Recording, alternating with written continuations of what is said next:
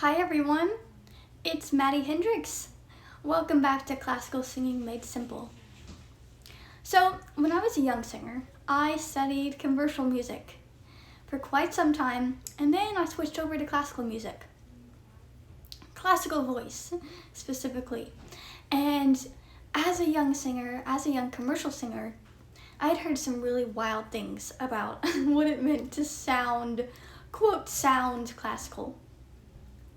Okay, see if you've heard any of these. You have to be super loud all the time to be an opera singer. High notes, maybe this is for a lot of singers. High notes come from pushing a lot of air. How about, opera singing is so hard. I was just talking to a sweet friend the other day.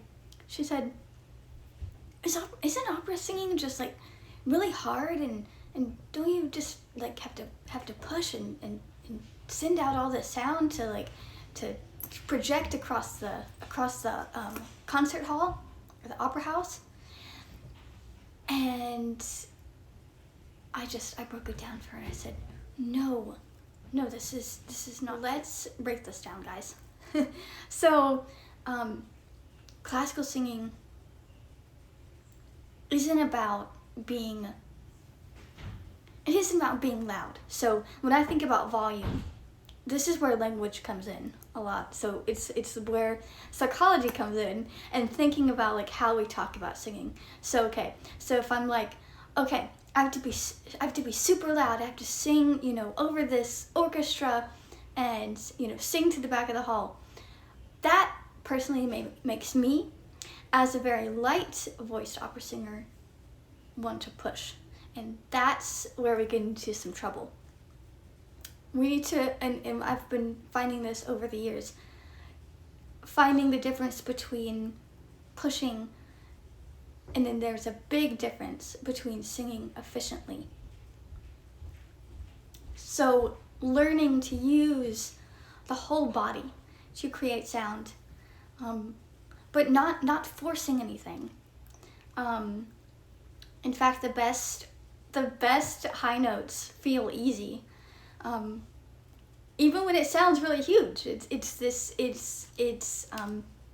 internal, it's acoustics, and it's also what we're doing internally that helps us to project. But it's not brute force. And high notes, they don't come from blasting a bunch of air at the vocal folds. That's dangerous for any singer. But high notes come from alignment, aligning the body, aligning the breath, getting the breath balanced, not too much, not too little. I like to think about lifting my soft palate in the back, almost like the beginning of a yawn. The beginning, not a full yawn, but the beginning. And lifted cheek muscles like we're gonna bite into something. So instead of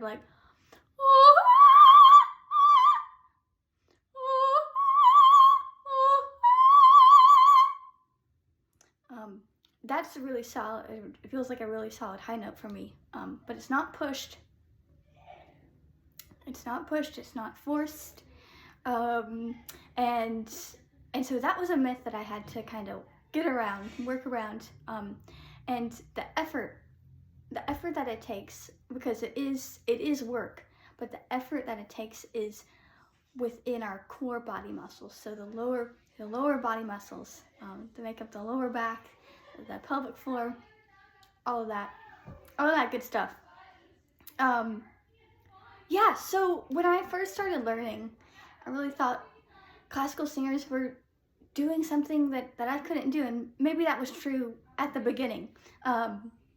It was because I was constantly how do they do that? How do they sing over an orchestra? How do they sing so, in my terminology, how do they sing so loud? But really we're building the instrument. We've built the coordination. We've built the coordination to sing that way. It's totally trainable with hard work and patience. So stick around, guys, for more myths, more fun on Classical Singing Made Simple. And thanks for watching, and tune in next time.